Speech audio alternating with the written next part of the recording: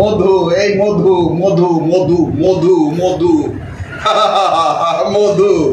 আর শোনে, বিষয়টা হচ্ছে কয়দিন আগে কিনেছি বিশাল বিশাল তরমুজ, 7 কেজি 8 কেজি 9 কেজি 10 কেজি পর্যন্ত এই তরমুজ কিনেছি, সেগুলো ছিল সেই মধু।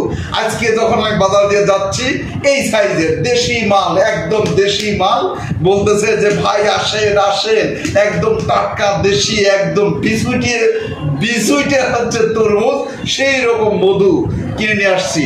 এখন আমি টেস্ট হবে এটা আসলেই কি মধু নাকি কদু, দেখি এবার। এই এই এই এই এই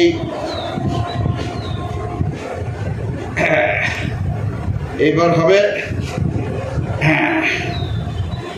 এবার হবে কি বের হবে? মধু মধু মধু মধু। এই এই এই এই ওরে বাবা রে বাবা, সত্যি মধু, একদম পাকা মধু, দেশি টাটকা মধু মধু। এই দেখি একটু খেয়ে দেখতে কেমন।